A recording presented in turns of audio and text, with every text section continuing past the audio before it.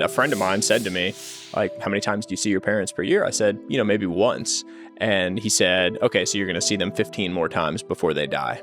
I remember hearing that and feeling like I got punched in the gut. Hey friends, welcome back to Deep Dive, the weekly podcast where every week it is my immense pleasure to sit down with authors, entrepreneurs, creators, and other inspiring people, and we find out how they got to where they are and the strategies and tools we can learn from them to help us build a life that we love. Sahil has been one of the most requested guests on the podcast for ages, and the reception to his first appearance on the podcast was so strong that when he decided to come over to London, we thought, you know what, let's do a part 2 for the podcast. So in this episode, we talk about how to systemize life, we talk about strategies and tools for building better health and relationships. I'm not prideful about trying to make progress in my relationship. So if I can find ways, if I can find systems, tools, frameworks, whatever it is, that allow us to grow over time and that allow us to find the space to grow over time, that's impactful to me. We talk a bit about Sahil's journey from a finance bro to a content creator, and we talk about a few life hacks and mental health tactics that we can use to help build a life that we love. If I am not growing in some way as a human being, that's when I'm going to be dead. For me personally, I just want to be around people who push me to be slightly better than I was at whatever it is.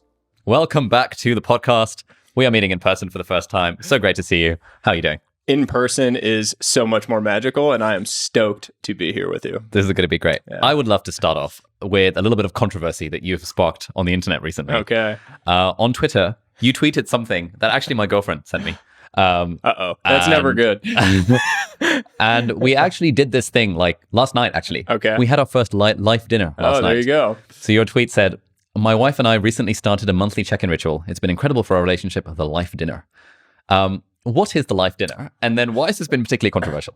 The why has it been controversial question is going to be an interesting discussion. So the life dinner is basically a system for a little bit of structure in developing your relationship over time, particularly when life gets hectic. And so I tend to think this happens a lot for either a couple that has both people that are really like in kind of driven career roles and are really pushing and running and traveling in different directions, or after having a kid when your life becomes infinitely more hectic because you have, a crazy person and a crazy human running around and developing.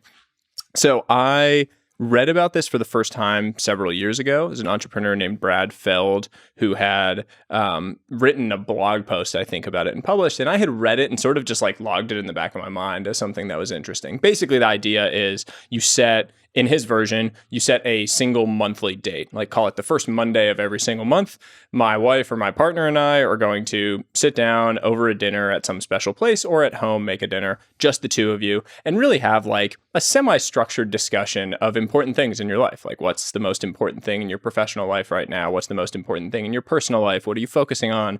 What are the kind of like things that are bugging you? What's the tension in your life, etc. Just really have like an open, thoughtful, hour-plus discussion one-on-one. And the idea is that life over time becomes more and more chaotic and you're not able to do that. And so having like a true line in the sand that you're going to do this at least once a month is a good way to just make sure that it's happening and continue to progress your relationship. Yeah. So why was it so controversial? So I think in general, relationship advice tends to be controversial because it's the same as like relationship advice, parenting advice, political commentary, these things that like tend to elicit the reaction of like, don't tell me what to do. I know everything. I've already figured this out.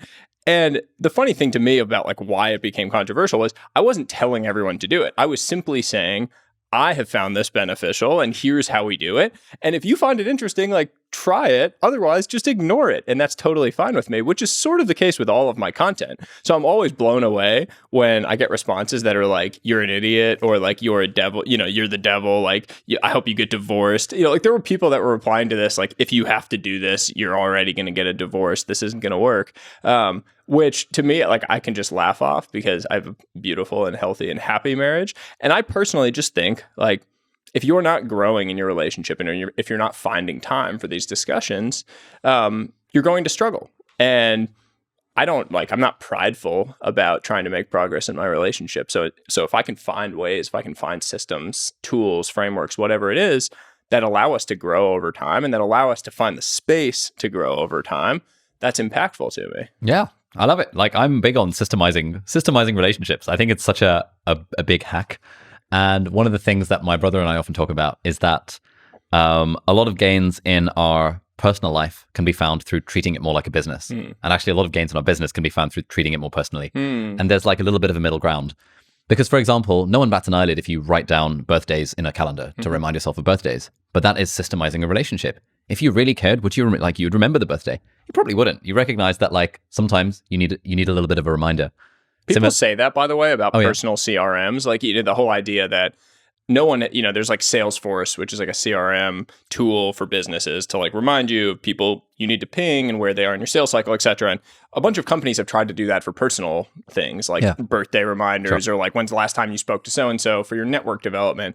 And a bunch of people push back against that. People say like, oh, you're making it unnatural. You're making it like this automated, like you're just managing human beings and those are humans. You shouldn't do that. And so it just depends on where you sit on the spectrum of wanting to do that or not. I actually don't care if I give this piece of advice and I say that this is the life dinner is something that helped me.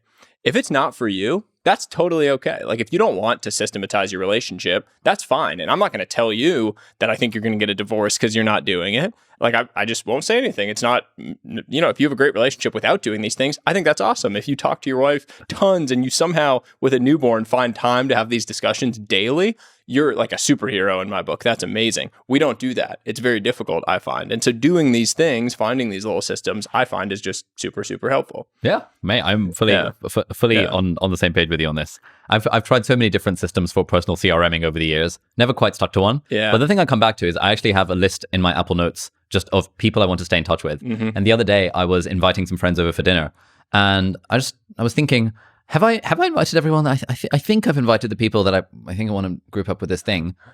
And I just thought, you know what? Let me just consult the list. And I realized, oh, I actually should invite this person, but I didn't think of them in that group because that group is university friends. And university friends I lump as like a category in my mind. But this person I met sort of outside university, but he gelled with the group. So I saw his name on the list. That's a great idea. Messaged him and he's coming. And now he's going to meet my uni friends. And just by virtue of the fact I have a list of friends I want to stay in touch with, it is now encouraging those connections to happen. I did this at one point with people in cities. So once college ended and I was no longer like with my core group of friends in one place, everyone had moved all over the place, like people were starting jobs in different cities, different countries, whatever.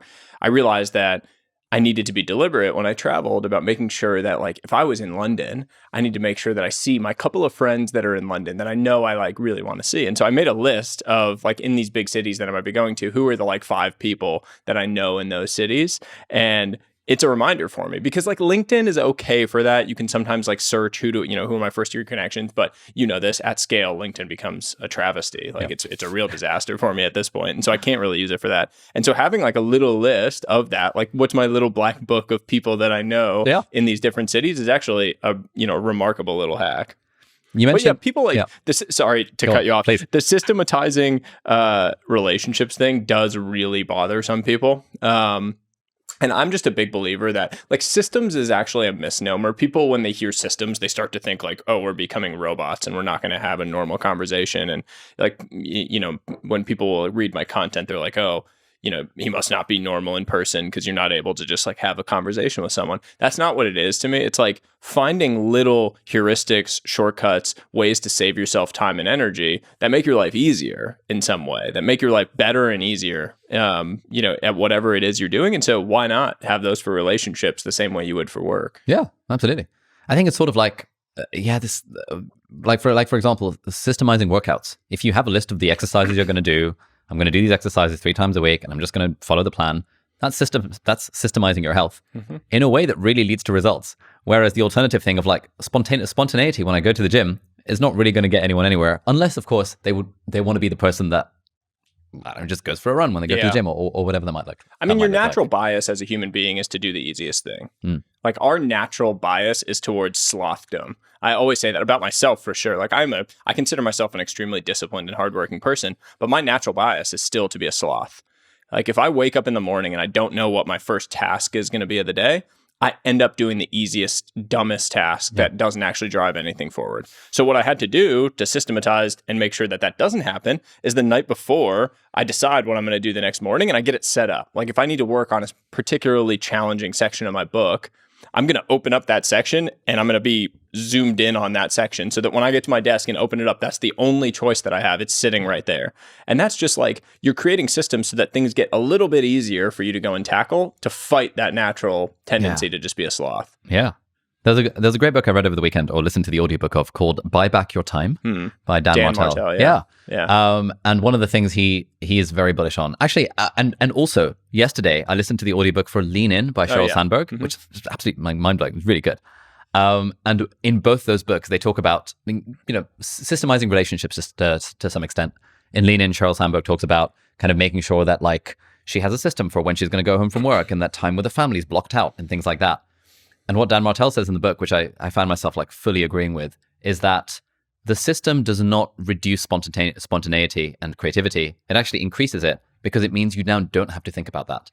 Like I know when I have like my date nights pre-scheduled with the girlfriend in the calendar for the next like 3 months based on our various schedules, that means that every other evening, if you're coming over, I can be like, oh, I've got this evening free. I don't have to think in the back of my mind of like, I've just got to make sure we've got like some time for the relationship scheduled that week, but because it's all pre-scheduled. And it's just like so liberating and like a weight's taken off my shoulders when I know that we've got date night scheduled for the next 2 or 3 months. Yeah, I found that once I got more disciplined about my time and about blocking time for activities, I all of a sudden also had more free time within my day for those all of that spontaneity to kind of bleed in. And so like an example of that, Parkinson's law, the idea that work expands to fill the time allotted for its completion. I used to email all day because I didn't have a block of time when my email time was. And so I would literally just email. Like I'd pop open email and shoot some emails off, and then I'd close it and do a little bit of work and then pop back into email. And what happened was my entire day, all of the like liminal moments, those little like the flex time in between calls or in between meetings or in between deep work was email because I was just filling it. And so suddenly you lose the breaks and you lose your time for those creative, interesting thoughts that are getting sparked, or you lose the conversation you had with your wife or the little playtime with your son or whatever it is, because it's being filled by this like sponge-like creature that you're not naturally limiting. Once I started taking advantage of Parkinson's law and actually shrinking and forcing the time for those activities into little windows, creating a real system around them, that unlocked my creativity 100x, I think. Nice. What are some other areas in which you found systemizing helpful for like personal or professional life? So many. Let's see. So health for sure. I think having a set of non-negotiables has been a system for almost everything in my life. I say health, but having a set of non-negotiables for your health, for your relationships, for your kind of like just daily existence, for your professional career, I think is extremely important. What I mean by that is, here are the 3 to 5 things that I must do every day to function at my best. So for me personally, like on the physical side, I'm a big believer that in order to show up as a husband and as a father in the way that I want to, I have to take care of myself physically and mentally. And that is love for those other people around me just as much as it is love for myself. Because if I'm not doing those things, I'm not the type of person that I want to be. I'm not taking care of myself in the way that I should, and I can't show up for them. And for me, that means I need to do 60 minutes of physical activity a day. I need to get in the cold plunge every single morning, and I need to be outside and going for a couple of walks every single day. If I do those 3 things, I know no matter what, everything else can go to shit. And my day is great in that regard, and I'm able to show up in the way that I want to. So having that set of non-negotiables, like no matter what, I'm going to do these couple of things, is really important in every area of your life. In my professional life, all I need to do to feel that I checked my non-negotiables off the list is an hour of deep work, like true deep work focused on something that I find meaningful. If nothing else happens during the course of the day, I can just like sit back and say, okay, well, at least I did that. And when you have a young kid, sometimes days do just go to shit. It happens even before you have a kid, but it only gets worse over time. And so for me, like what that means is that I'm up early, because I know that before my son wakes up is the time when I can guarantee I can get that. For me now, it's 2.5 hours. I can get that 2.5 hours in from 5 to 7:30 in the morning. And if he's sick or fussy during the day, or my wife needs help, or my, family's in town, whatever it is, the chaos that just naturally happens, I at least got that period of work done. My non-negotiable was checked off the list. So having that across the different areas of your life, and for me, literally writing it down and like checking it off, whether in Notion or on a piece of paper, whatever it is, has gone a long way for making sure that I'm making progress on the things that matter to me. Nice. What other than the life dinner, do you and your wife and other relationships, do you have any other systems that you found super helpful? I try to make sure that I'm checking in and having a conversation with one person every single week is a big one for me with friendships. Again, like a system for making sure that you actually keep up with the people that matter to you in life. This isn't about networking to me. I've never been much of a networker. Networking was like a big thing in the finance world where I previously was. Like you had to have a big Rolodex. That was like the thing everyone said, like, man, he's got a great Rolodex, whatever it was. I always hated the transactional nature of that. What's a Rolodex? A Rolodex is like that old fashioned, you should have a Rolodex. You would love a Rolodex. Yeah. It was that old fashioned thing that they used to have in offices that had someone's like information on it, or you would put their business card in and it was literally like a spinner. So it was alphabetized. And so you'd like open your Rolodex and you could go to like the B's and you would have like Sahil Bloom was in there. You'd go to A and you could have aliabdaal and like you would scroll through your Rolodex. It was like a contact list. Oh, that's clever. But it was physical. And so everyone used to say, like, you got to have a big Rolodex in order to succeed in finance. And I just always hated this sort of fake transactional nature of those kind of mentalities and relationships. And so my thing is there's, maybe 20, 30, 40 people in your life that are friends that, you feel have impacted you and will continue to over a period of time. And you want to make sure that those friendships don't atrophy. And it's very easy to let them atrophy. And we're all guilty of that in some way, shape, or form because life takes over. You just are like doing things and stuff's happening. You don't live in the same place as the person, whatever. But it's very easy to find 10 minutes when you're out on a walk to just like text someone or call them and just say like, hey, was thinking of you. What's going on? How are things? But if you don't have like a forcing function to do it, we just don't. You forget. Like life just happens. And so this is one of my new things from 2023 is I'm trying to do that at least once a week. Just call someone and just say like, hey, what's going on? I was thinking about you. What's new in your life? And the challenge with calling is a lot of times people don't pick up. So sometimes it turns into a text and then it leads to an interesting conversation, whatever it might be. Just finding a reason to kind of like ping those people that you don't necessarily talk to every single day and catch up with them. How do you feel about proximity to family and friends? In what sense? In the sense of the value of so relationships with people that we care about always atrophy over time if left to their own devices. Often people will move away from their parents or move away from the friends they grew up with, and then that just like decimates the amount of time you get to spend with them. To what extent do you think it's important to have kind of physical proximity to people that you love as a thing, or do you think that it's broadly taken care of through like phone calls and visiting occasionally and that kind of stuff? I don't think there's any replacement for in-person interaction with people in terms of actually building and fostering relationships. I'm sitting here with you because I would much rather do this in person than do a Zoom. I literally flew to London so that I could get to do a few of these things in person and actually build relationships because that's what matters to me most in life. The single greatest predictor of health at age 80 is relationship satisfaction at age 50. The Harvard study of adult development found that. Longitudinal study, 80 plus years, that was what they found. The single greatest predictor of health at 80 was relationship satisfaction at 50. What does that mean to me? It means that I really, really care deeply about building and fostering deep relationships with people. I think there's certain breadth to it and you build relationships over time, but I want to meet the people that I can go deep with and that I can work with and that I can love in different seasons of my life. For me, that means spending time in person with people.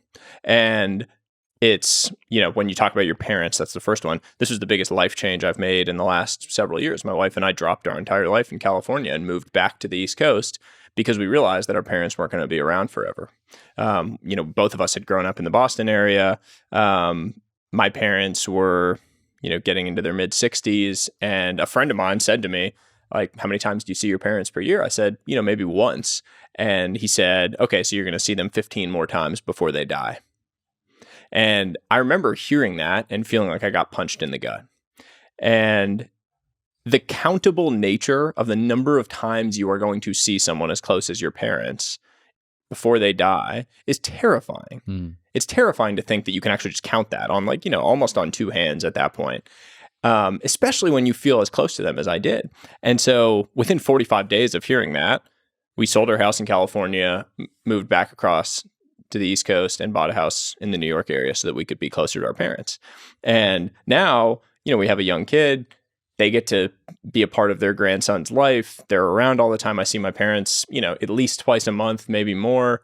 And it's an amazing thing, just getting to have those like nothing moments where you're just hanging out, where you're just talking to them. It's like there's absolutely no replacement for that. And it's something I will never regret as long as I live. So with parents, I think it's really important to realize they're just not going to be around forever. With friends, I think it's a little bit of a different story because you have seasons to your life. There's not one act to your life play where you're the same person for the entirety of your life, nor are your friends the same person over the entirety of their lives. And so there are some friends who are a great fit for one season of your life and aren't going to be there in the next one. And that's okay. You don't have to keep trying to jam them in there. I have some amazing friends from my high school years who I'm no longer close with. I think they're lovely people. They're great in their own different ways, but we're just in different worlds now. We've gone about different paths and are doing different things. And I think that's totally fine. I think continuing to try to live with and be around people that aren't actually a match and that aren't developing you and you aren't developing them is actually a bad thing. And so being aware that it's okay to leave things behind, to like shed your old shell and move on to the new one, like a hermit crab does over the course of its life, is totally a positive thing in certain cases. What do you mean by developing?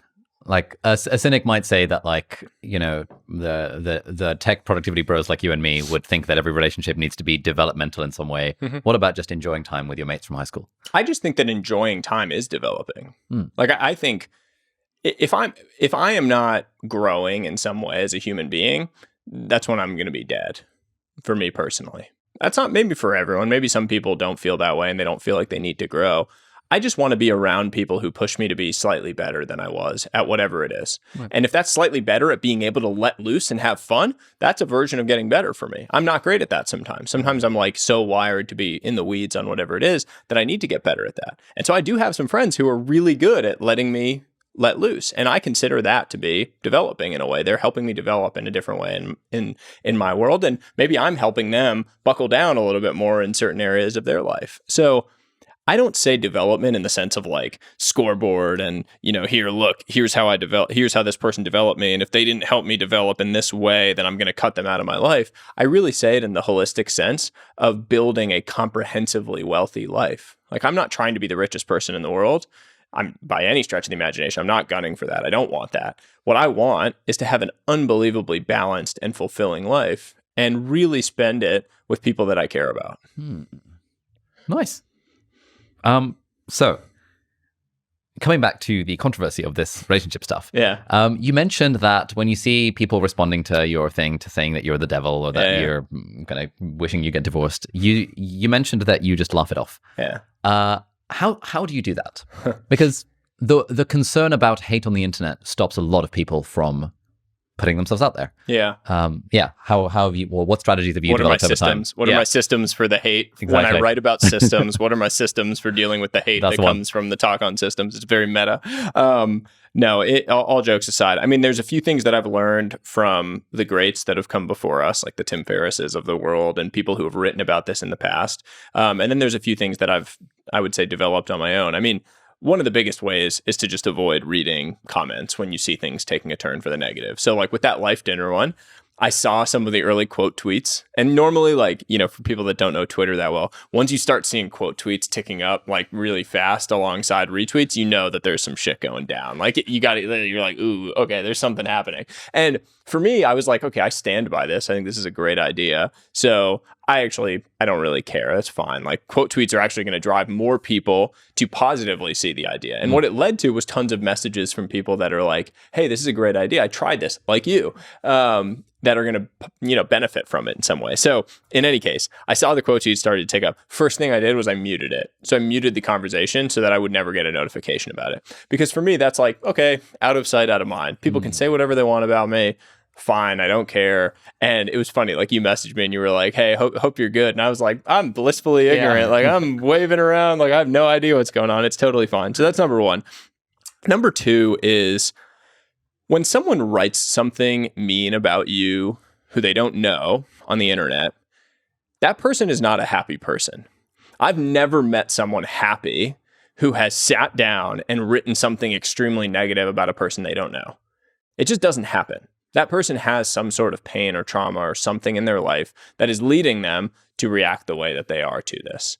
And the most powerful thing I've ever read on this is like, you should default to empathy when you see someone react that way, because there's something going on in their life. I just had a conversation with a friend who had encountered this, who said that he shot a message to the person that had sent the negative thought and said like, hey, I hope you're all right. I hope everything's fine. And the person replied and said, basically, sorry, my wife recently got diagnosed with cancer. And so the way that you worded this thing, it really rubbed me the wrong way. And that's why I reacted negatively. And he said to me, like, what a thing, because I would have replied really negatively to his response. But instead, I defaulted to empathy and realized that there was this really challenging moment in this person's life. So that's the second one. The third one for me is like a little bit more of like a, I don't know, flex or a slightly arrogant version of this, which is I had a moment maybe like, this might be like 6 months ago now, where someone said something really mean and negative to me on the internet. And I was like in the bathroom, I read it and I was pretty bummed. I was like, man, this person doesn't know me. And then they said all these mean things about me. What is this? And I came back into my room and my son was in there. My beautiful wife was in bed. I like got into bed. I have this nice house and I was sitting there and I was like, yeah, this is okay. Like, yeah, here I am. This person's probably sitting in their mom's basement talking crap to me on the internet. And I'm like, life's pretty good. This is all right. Like, I can deal with it. I can take the heat. Like, if I wasn't comfortable taking the heat, I should get out of the kitchen.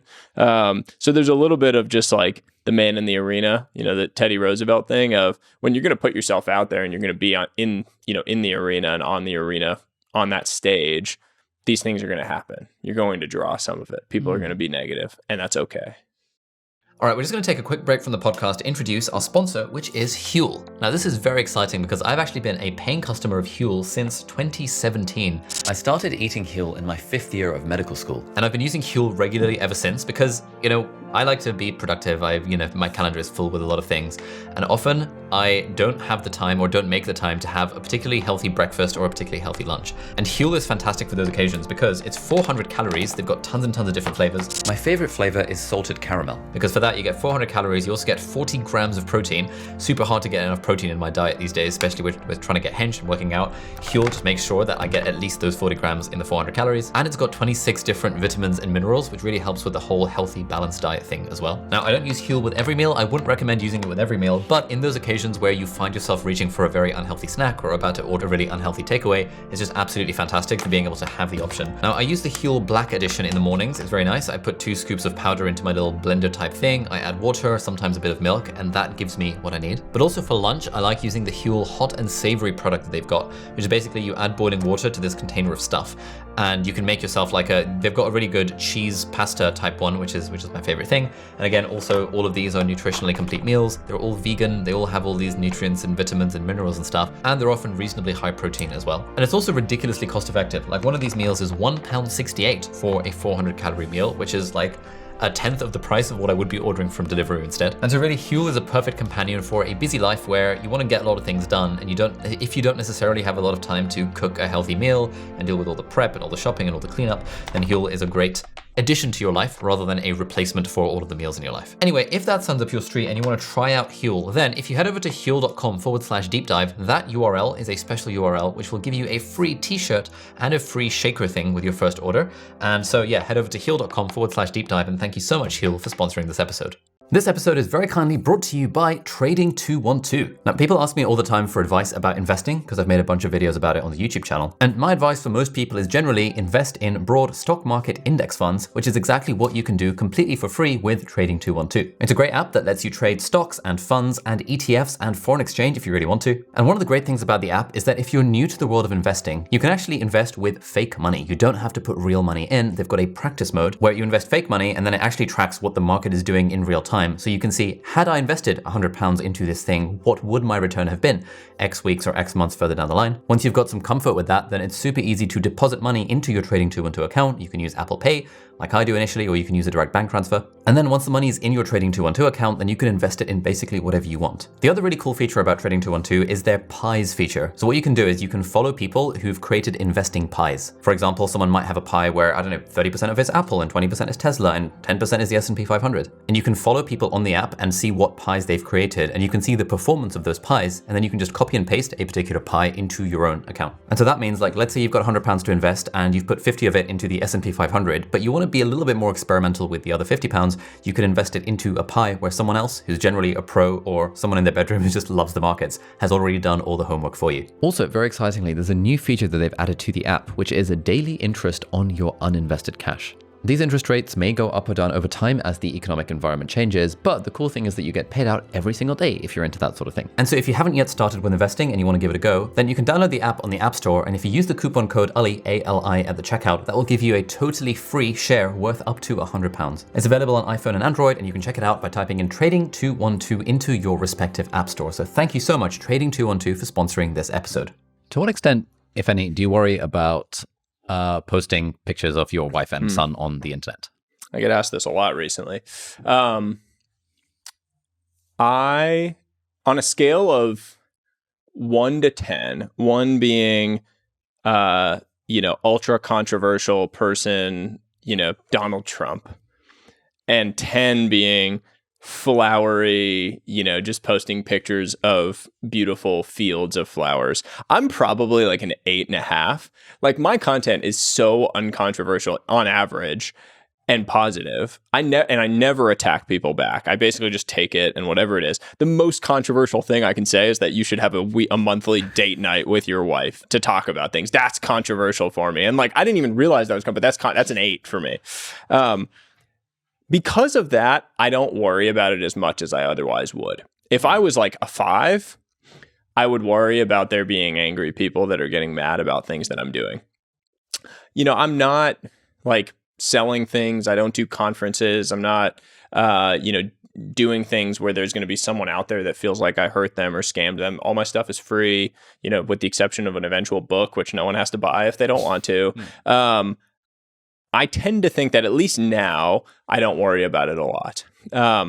But there are instances where it kind of hits me. Like, I'm in the grocery store with my wife and son, and someone comes up and they're like, "Oh, is that Roman?" A random person that I've never met before that recognized him from Instagram or something. And that kind of makes me think, where I'm like, once he no longer looks like an ambiguous baby, this might not be the best and smartest thing to do. So kind of long way of saying I haven't really thought about the downsides and the risk to date, but will there be downsides and risks in the future? Yeah, probably. What about you? Yeah, it's something I've started increasingly thinking about. I'm fairly public about my personal life. Well, I'm fairly public about things like my finances on the internet. So it's easy enough for people to figure out how much money the business earns, which they then extrapolate to how much money I am, how much money I earn, which then they then extrapolate to how much money is in my personal bank account. Yeah.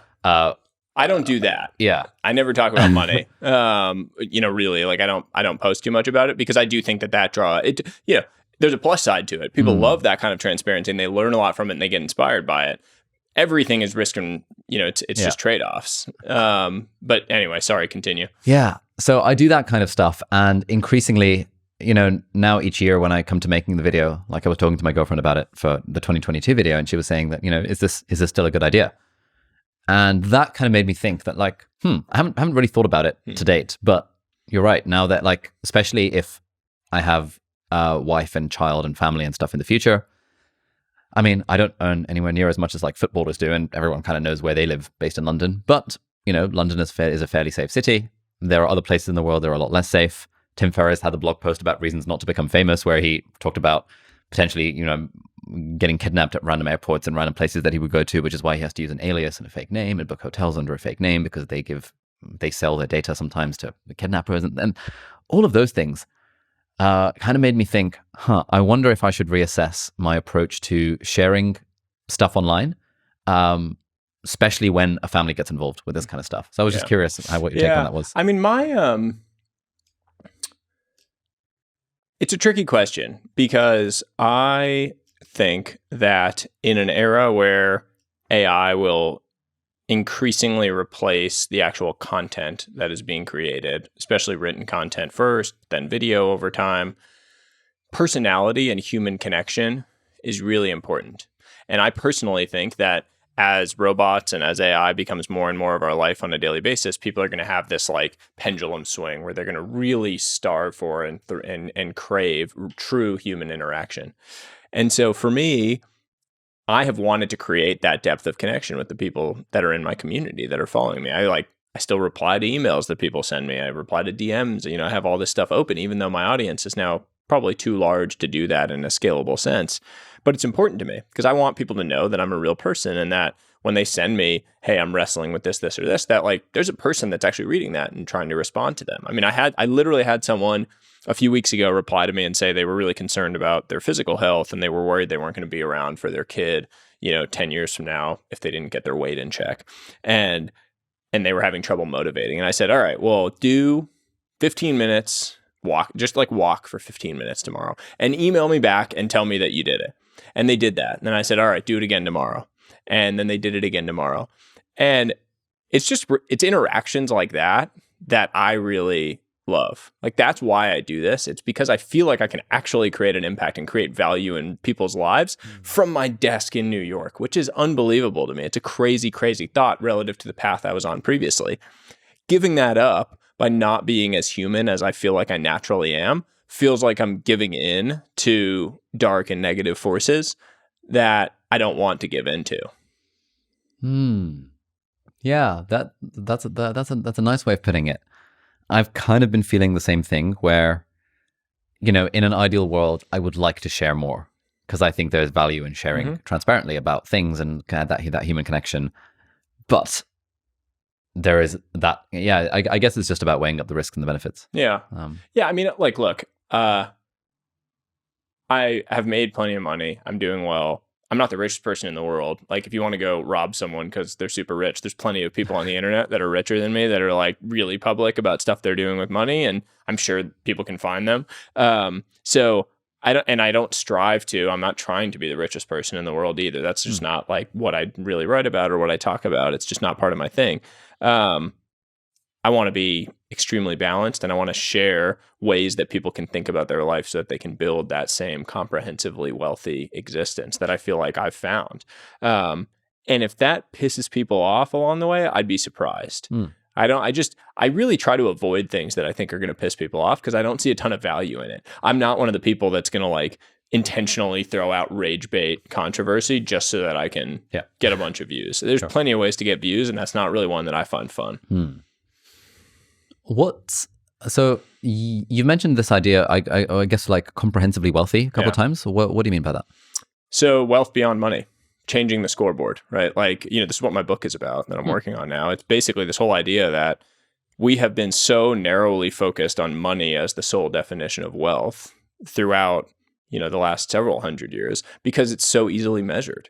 You look up at the scoreboard and your money scoreboard and you can see it ticking up and down on a daily basis, right? Like, I don't know if you've ever used Mint or Personal Capital or any one of these platforms, people refresh that thing daily just to see like, oh, did my number go up? I feel good. Did it go down? I feel bad. And that's how they measure their whole life. And that's how they stack themselves up against everyone else. It's a daily scoreboard that you can look at. And I think we need a new scoreboard. I think that in order to live a truly happy and fulfilled existence, we need to expand what is on our scoreboard. And we need to think about these other areas of life. We need to think about our physical health and vitality. We need to think about our mental health, mental fitness, mental vitality. We need to think about our social wealth, cultural, like environments that we're in, the people, the depth of relationships. And we need to think about our time, most importantly. We need to think about being time wealthy and being able to actually use our time while we can use it. There's this tendency of humans of like, deferred happiness syndrome. Like, oh, I'm going to do all those things once I get to this point in my life. I'm going to go on that vacation, travel the world once I can afford it, or once I've saved up this amount of money, or once I've reached this phase of my career, because I don't want to sacrifice a year of my career, trajectory now and then have to start back there next year. And the reality is you're never going to do those things. And if you do them later down the line, you're just going to enjoy it less. Time in the future is worth less than time today. It's just discounting. What do you mean? It's the same as money, right? Like $1 in the future is worth less than $1 today. It's the same with time. Like, a year-long trip around the world at age 55 is less fun than a year-long trip at age 35, because the things you can do as a 35-year-old single person traveling the world are unbelievable. And like, I had a friend recently who I had this discussion with, who is 27 years old. He was on a path, consulting, getting promoted, patted on the back, McKinsey, like things are great. You're at, you're winning the game. Like, you're going to be a partner by 30, and that's like your calling card to life. Like, Indian parents, man, you're like really, really winning the game. And he wanted to go travel for a year. Rather than doing an MBA, he wanted to go travel and see different cultures. He had never traveled much. And he said, all of the partners are telling me it's like the worst decision, because I'm going to miss out on this year of growth. And then I'm not going to make partner by 30. It might take until I'm 32. And so I don't think I'm going to do it. And I was like, dude, you're an idiot. I just was like, that is the dumbest reason to not do it, because those years, you're never going to do this again. This is your one chance to do this. You can tell yourself, oh, I'm going to do it. I'll do it, once I've been a partner for a while and I made a bunch of money, I'll do it when I'm 50. You won't, because you're going to have kids that are in school. You're going to have kids that you're going to have to pay to go and do all sorts of different activities. You might have a wife. You're going to be all over the place. And your career is just going to have this gravity. It gets harder and harder to do over the course of your life. So if you don't do it now, you're not going to do it. So if you're comfortable with that, then that's fine. You can make that decision. But don't convince yourself that you're not doing it today, because you'll do it later. I like to be aware whenever I find myself in that model of thinking. I've been doing it a lot recently, because we're now in the sort of final month of editing for the book. And so I keep on thinking in my mind that, like, oh, this is a thing for after the book is done. And the other day, it felt a bit awkward to admit it. But the other day, actually, like a couple of days ago, my mum, me, and my grandma, we were invited to drive to an old friend's house to have a dinner party. And I was thinking, oh, I really don't want to go. And it was like 4 p.m. and I was like, oh, we've got to be there for 7. I'm going to have to drive for 2 hours. And then my mum and grandma don't enjoy listening to music in the car either. So just like literally driving in silence with the occasional bit of chatter. And I have this book deadlines coming up, and all these things I need to do on the book. And I initially called my mum saying that, yeah, how important is it that I go to this dinner? I don't really want to go. And she was like, oh, well, think about it. It'll be nice if you come. And then I thought, like, I reflected on the thing that Tim Urban has written about, like, the tail end, like the last few times you're going to spend with your loved ones. Yep. And I was thinking, in the future, will I ever think, damn, I really regret not spending an extra 3 hours on the book? Or am I more likely to think, damn, I really wish I could have one more road trip with my mum and grandma? And I was like, obviously the road trip. Yeah. Who cares if it's going to be a bit boring in the car for some of the journey. Like, I'm so glad I made that decision. And it was quite fun at the dinner as well. I met some new people. But I keep finding myself kind of catching myself being like, oh, if I'm trying to defer something for when the book is done, because in my mind, when the book is done, it's just around the corner, and life will be easier then. But then I remind myself, no, hang on, life's never going to feel easier. There's always going to be more stuff coming up, and so if it's important, then it's going to be. If it's important, then it should be important now rather than important in the future. The yes damn effect. Have you heard of this? No, what's that? The yes damn effect is this idea that we say yes to things and then later say, damn, why did I say yes to this? And it's so true with most people. Like, you say yes to something with the assumption that you're going to have more time a month from now. So you say like, oh yeah, I'll do that call next month, or yeah, I'll do that speaking engagement next month, because I'm going to have much more time after the book. I'm going to have much more time after X, Y, or Z finishes. I'm going to have much more time after the semester ends, or whatever it is.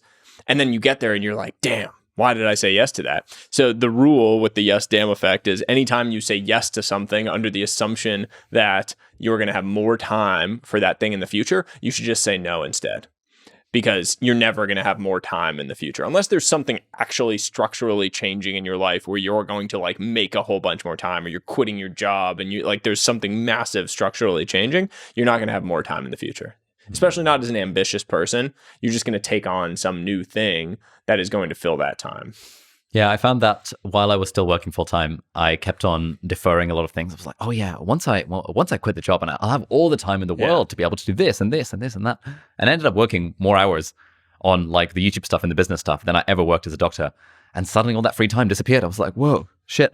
Where did all that free time go that I promised myself I would have to be able to play more World of Warcraft or whatever? It was just all gone. I mean, Tim Ferriss, I think, was one of the first people to ever really talk about this in 4 Hour Workweek. He talked about how there's this massive class of professional workers who, work in banking or consulting or doctors or whatever it is, where you ask like, hey, why are you working so hard? Why are you doing this? And their answer is so that they can do X, Y, or Z when they retire, so that they have the money to do X, Y, or Z, so that I can retire in Greece, or so that I can like buy a vineyard and go retire on this vineyard, in Napa or whatever it is at the end of all that time. And the vast majority of them don't do it. The Wall Street Journal just released, I don't know if you saw this, the Wall Street Journal released a breakdown of how people spend their time in retirement. Oh. And it was horrifying, because it was like 4.5 hours a day of watching TV was one of the things on the list. And it was basically a call to action of, if you think that you're, doing all of this work today so that because you're going to have this glamorous retirement living on the beach and, sipping pina coladas, you're kidding yourself. What you're going to end up doing is sitting around and watching television, because you're going to be 70 and you're not going to have the energy and the physical health to go do all those things. Probably you're going to have to be stuck at home. And for me, what that means is I really want to enjoy the present. Like, I want to be able to jump on a plane on Monday morning, fly to London, see you, have a great dinner together, and then fly back. And I have the flexibility to do that in my life. So why not do it? Because I want to do that now. I don't want to wait until I finish my book or until I hit some financial milestone that's arbitrary, that's just going to change as soon as I get there to whatever the next thing is. I want to really embrace and really enjoy this present moment. There's got to be a balance though, right? So you might have come across the book, The Defining Decade. No. There are friends of mine that are reading it recently. Yeah. I can't remember who it's by, but basically the Defining Decade argues that your 20s are the defining decade. And actually, your 20s are, to quote Gary Vee, your 20s are for hustling. Well, actually, I don't know if that's what Gary Vee says these days. But your 20s are for hustling and trying to get ahead in your career so that you can actually set yourself up financially to be more chill and have more free time and stuff in your 30s when you have a kid for the first time and have the flexibility to spend more time at home. And it feels to me like that's kind of one side of the equation. The kind of actually it's worth working the extra hours at McKinsey to get ahead, to build up that flexibility, versus, hey, I just want to travel the world for 5 years. And then what if you end up in a place where actually financially you're not able to hop on a plane on Monday and chill in a restaurant with your mate in London? Yeah. I mean, I'm 32, so I'm after my. I did that. I did the 80 to 100 hour weeks from the time I was 22 until the time I was 30, basically, until I was 29. It seems like now you're chilling. Yeah, and that built a financial foundation that mattered, and it allowed me to actually see where the gold was on my playing field. Like, if I had a map that I was uncovering as like a video game character around my map, I spent those years working so much that I found all of the different areas of my map and where I thought the gold was, like where my highest leverage opportunities were to go deep. And then I'm able to dig in those areas, which might not take more than a couple hours a day, and do much better because I'm just digging up gold. I'm not digging up a bunch of crap. And so that matters. Like, I really do believe that. The problem is the people that say, like, I'm going to hustle in my 20s so that I can chill and spend time with my kids in my 30s. They are not going to do that. They are not going to chill and spend time with their kids in their 30s. They're just going to keep hustling, because you get to your 30s and you're on a track, like at a McKinsey or at an investment bank or as a doctor or whatever. And then what you say is like, oh, well, now I'm doing well. I want to do even better. Like, now I made my first $1 million. I want to make 3 million. I want to make 5 million. Because what it is it's a mirage. You're like, it's not just an age where all of a sudden you wake up and you're like, now I'm going to spend time with my kids. Everything's great. No, you're like a VP and you have tons of responsibilities, and the gravity of that career track has only increased, keeping you in it. And the golden handcuffs have only increased because your lifestyle has crept up over those years. So now, you might be making $500,000 a year, feeling rich, but your whole life has crept up. You're living in a nice apartment, you've got high tax rate, you like got the nice car that costs you $1,000 a month. And all of a sudden you're like, well, crap, I actually got to make $1 million for myself to feel rich. And then you make $1 million and you're like, damn, I got to make $2 million to actually feel rich. And so what happens is you don't get to 30 and start chilling to hang out with your kids. You hustle through your 30s thinking I'm going to chill at 40. And then you get to 40 and maybe you are ready to chill, but your kids don't want to hang out with you anymore because they're 10 and they have friends. Like, by the time they're 0 to 10, I've seen someone call it the magic years, like that period from 0 to 10 where they actually care about you so much. Like, you are their favorite person in the entire world. And yet we work so hard during that period of time. We have no time. We're traveling, we're doing whatever it is. And that's a real travesty, in my opinion. And so If you could actually do that, if you could hustle in your 20s to build the foundation, to figure out your highest leverage opportunities, and then dive in to where those high leverage opportunities are, that's what I'm doing. And I think it's amazing if you can make it work. But most people won't do that. Most people will just continue to work harder and harder because they see whatever the next version of more is, whatever the next mirage is on the horizon, and they just keep blindly walking towards it. Have you seen or have you read the This Is Water speech, David Foster Wallace? Yeah, I've come across it from a few different sources. Okay, so, it's like he starts it with this parable that these two fish are swimming along in the water, and an older fish swims on up to them and is like, "Hey, boys, how's the water?" And the two other fish kind of continue swimming along, and then one of them looks at the other one and says, "What the hell is water?" And it's this whole idea, like, tongue-in-cheek, cheeky comment of we're very much blind to our most obvious realities. And when you are on that hustle phase and when you're continuing to progress and doing all those things, you are blind to these obvious realities of the things that you're missing. You're just, you've grown accustomed to what that track is, and you need to continue feeding that track because our culture just tells us that success means getting promoted every 2 years, that success means getting a pay raise of 10% every year, that getting the big bonus, that's what success looks like. And so that's what you have to actually go and do in order to continue to feed that beast in your life. Yeah. I'm just thinking, like, is there an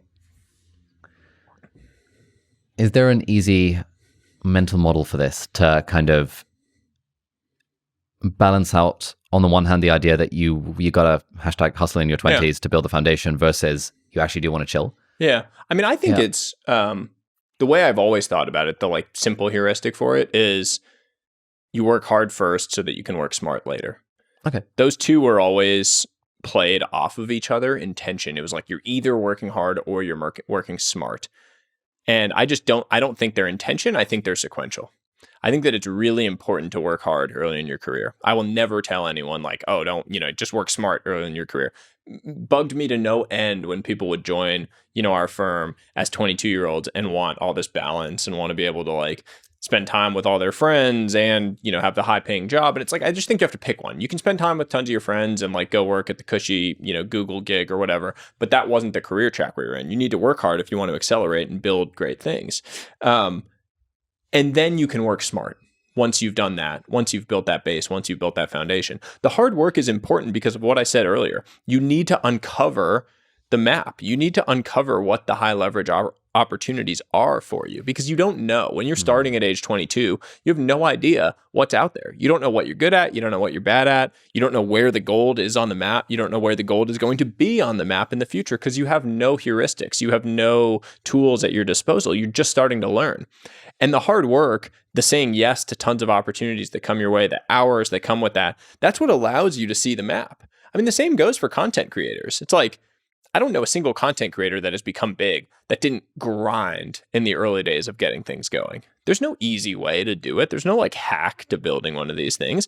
You spend hundreds and hundreds and hundreds of hours creating and banging your head into a wall and frustrated because something didn't take off the way you thought it should. But all of those little things contribute to where you are in the end. It's like the stone cutter analogy of, the stone cutter is chipping away at the stone over and over again. You don't see a single, chink in the stone, and then suddenly the whole thing breaks. And you would never say that those 100 cracks at it had no impact. They clearly were just doing a little bit of damage, a little bit of damage, a little bit of damage that you just couldn't see, but they were an integral part of actually splitting the thing open at the end. And so I think that exact same thing applies to the way that we work in our lives. You have to do all of that hard work up front because that's what allows you to effectively work smart once you get to that point. Nice. There's another way I've been sort of slowly thinking about it. I think prompted by something that Naval once tweeted, along with my own kind of thoughts on what does retirement mean, and I think I kind of sort of synthesize this into like three things. Retirement is either where you have so much money that your expenses are taken care of and therefore you don't need to work, or where your expenses are so low that the money you do have coming in is like, the lean fire and all that kind of stuff is so low that actually you're functionally retired and you don't need to work. Or where the stuff that you're doing for work is the stuff you would be doing anyway, and therefore you feel like you don't need to work. Yeah. And I feel like for me, I've spent my 20s trying to kind of tick all three boxes. Doing a bit less well on the sort of lifestyle inflation front, but that's kind of always a little bit in the back of my mind. Let's try and make money, preferably through #passive income, so that it's not directly tied to my time. But at the same time, let me try and move to a place where the work I'm doing is the work that I actually would choose to be doing, even if I wasn't being paid for it. Yep. And so these days, I feel so grateful because, like, it's a Tuesday morning today. I got up, I had a shower, and I was so excited to do a one-on-one with Angus, my general manager. And then I was so excited because we had some team meetings where we're planning out content. And then I was super excited for this, that we're going to hang out afterwards for dinner as well. I was just like, damn, I can't believe that this is what I get to do for work. It's a cool feeling, isn't it? Yeah, it's mental. And people looking at my life would say, oh, you work too hard. But I'd be like, it really doesn't feel like it. And I played loads of Hogwarts Legacy for over the last couple of weeks. It's really good. And that's kind of been the future that I've been trying to work towards ever since the age of 18 when I read the 4-Hour Workweek for the first time. Yeah. I mean, I think the points you made are really good ones, right? Like my whole setup and what I've been trying to build is very similar. It's like I have all this media stuff that I do, the writing, the creating, the brand building that is part of what I do, and a challenging part in terms of the time and the energy that I put into it. But I'm untethered from having to do that because I have this holding company that owns, today 6 businesses under it that are cash flowing a whole lot and that are continuing to grow, and that I don't have to operate every single day because there are competent people running all of them. And so there's this amazing cash flow engine that I don't touch and that I actually shouldn't touch because I'll probably go screw something up with it if I do, that unlocks me to go and focus on the things that I really enjoy on a daily basis so that I can fly to London for a day to go see some people and do things like this and not have to worry that I'm not like replying to emails or, getting something done or posting on the cadence that I necessarily need to post on because it has no impact on my overall financial status. And that's an amazing feeling. I am delighted to say that this podcast is very kindly sponsored by 80,000 Hours. And 80,000 Hours is one of my favorite organizations in the world. They are a non-profit that helps people have a more positive impact with their career. And the reason they're called 80,000 Hours is because a career is on average 80,000 hours long. It's around 40 hours a week for 50 weeks a year for around 40 years, which adds up to 80,000 hours. That's a very, very, very long time. And so the objective of 80,000 Hours is to help you find a fulfilling career that also has a positive impact in the world. And the best part is they're a complete non-profit. They are not trying to make any money from this at all. And so the organization is sick. I've interviewed a bunch of their members here on this podcast, and they've literally spent the last decade conducting a bunch of research around what makes a career fulfilling and also what makes a career positively impactful on the world. They've been doing this research alongside academics at places like Oxford University. And actually for me personally, when I was struggling to figure out what to do with my career, I basically binged every single post on 80,000hours.org, which is the website. And I also had a careers counseling session with one of their careers counselors. And those two things, just like reading all this stuff, understanding what are the factors that actually lead to an impactful career and how can I combine those with my own personal passions and skills, really helped me to formulate that actually this career as being a quote thought leader, YouTuber, podcaster, whatever I'm doing now, actually felt more meaningful and impactful for me than continuing to be a doctor. So yeah, everything they provide is completely free. They're a non-profit and their only aim is to help you find a fulfilling and impactful career. And if you want to get a completely free copy of their in-depth career guide, then head over to 80,000hours.org/deep dive. And if you enter your email over there, again, completely for free, they're not trying to make any money from this. If you enter your email, they will send you the career guide, which is basically the crash course in the main ideas that make for a fulfilling and high impact career. So head to 80,000hours.org, that's 80,000 hours, HOURS.org/deep dive, and that will give you so much more information on how to start planning or changing your career to something that's fulfilling and meaningful and has a positive impact on the world. So thank you so much, 80,000 Hours, for very kindly sponsoring this episode. The other way that I kind of think about this is in the context of tabletop board games. There's games like Catan and these other more kind of fancier ones. There's always some kind of production engine or some kind of economic engine, whether it's, in Agricola, you have your little workers in the farm and you're generating units of food, or you've got your little sheep and you're generating units of sheep, or in Catan, like wood and hay and stone and all that crap. And whenever you're playing one of these board games, you have to have an economic engine of some sort. Yeah. You can't just play the game and just be like, I'm just going to build an army. With what? You've got to have some kind of production machine. And so in the back of my mind, there's this analogy of everyone needs an economic engine of some sort. Either that's the trust fund from your parents or from your grandparents or whatever that might be, in which case, great, or rather not so great. But you've got to figure out what's going to drive that engine. And preferably, and I guess this is the place where you've gotten to with your holding company, the more you can untether that from your physical hours invested, the more you're able to unlock freedom and optionality for yourself. And that means you can choose to, move across the country to hang out with your parents or come to London, or it just unlocks freedom in your life. Yeah. And that's the freedom to choose to invest in the things you actually want to invest your time in. Because the objective isn't to sit on the beach sipping pina coladas. The objective is to, at least for me, to, have freedom away from the things I don't want to do and freedom to do the things that I actually do want to do without feeling like I'm shackled to a job that is forcing me to do a certain thing. Do you ever feel that way with creating videos? Do you ever have to feel like, oh man, I have to create a video this week and I'm not excited about what I have to create? Yes. And that whenever I feel that, that's always a little bit of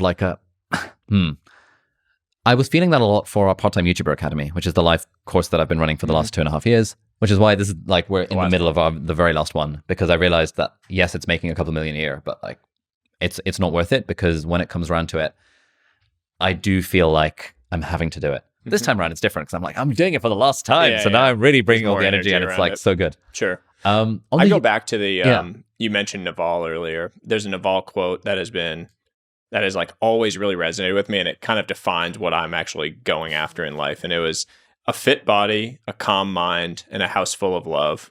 These are things that cannot be bought. They must be earned. A fit body, a calm mind, and a house full of love.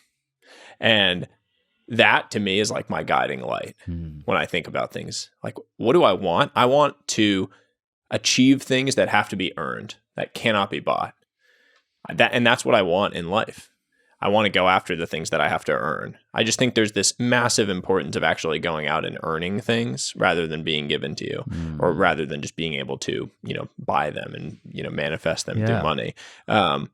It's if you were to be placed at the top of a mountain today, we picked you up out of this chair and dropped you off at the top of a mountain, you would pass out because you wouldn't be acclimatized to the altitude. You would literally pass out.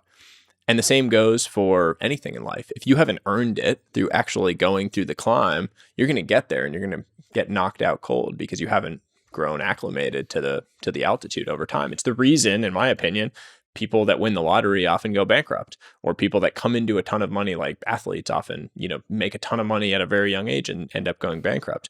Because if you feel like you haven't earned it, you haven't had those incremental steps along the way to actually build up that understanding of what it is and what you need and what, you're kind of acclimatizing to it over time, it's really challenging when it's all of a sudden dropped into your lap. And so I'm really focused on those things that I have to earn and really going after those and pursuing those in a deep way. My way of thinking is similar. It's less about things I have to earn and more about, I guess somewhat similar, because it's more about, will I personally learn something from doing this? And so, for example, in this recent cohort of our course, I read a load about sales and marketing, and now I feel I have leveled up my own personal stock price or personal money-making power, because I now understand at least something about sales and marketing and have applied it in this context. And now Dan Cohen and Dickie Bush were talking about it in a podcast the other day, that I really vibed with the idea of, rather than financial security, financial confidence. So financial security, I think, is the thing that I've been chasing, for feeling like a 4% withdrawal rate and let's have a couple million in the S&P 500 and all that kind of stuff. But I've never felt financially secure, because it always feels like I need more and more money to build up more and more of a safety net. But since I started thinking more in terms of financial confidence, it's more about, regardless of what happens, I have the skills needed to make money if need be, because I know how to build a business, for example. And that has given me more confidence to be able to adapt to other kind of environments. And I found that since switching my thinking there, I've gone away from the scarcity thinking of, but I really should film this YouTube video because we've got a sponsor deadline, and I kind of feel like I have to do it.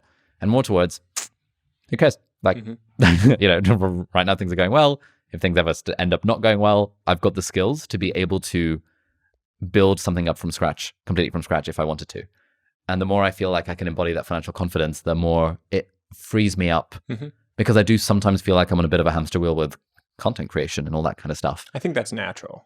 Yeah. It's something that I see in a lot of content creators. I mean, I asked like every content creator that I spend time with, like, do you ever feel that way? I've felt that way from time to time. Yeah. Although I don't make a whole lot of money off my content. You know, my newsletter, I sometimes feel that way, but I only, you know, I send it twice a week. The Friday one is more of like a kind of curation. So that never feels like a ton of work because it's just things I'm consuming during the course of the week. It's relatively easy. The Wednesday one now and then, but I have so many things I think about on a daily basis. It never feels like I'm stretching to write something.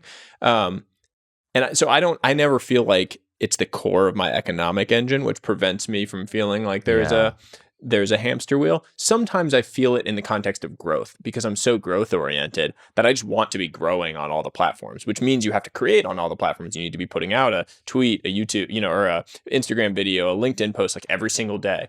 And if you don't have anything to say, well, it's like, well, shit, okay, what am I going to post? What am I have to think? I got to think about it. And that sometimes can feel that way. But again, I come back to like, okay, so what? Like, I'm just not going to post anything. It's okay. It doesn't matter. What motivates you? Like, why? Like, when you talk about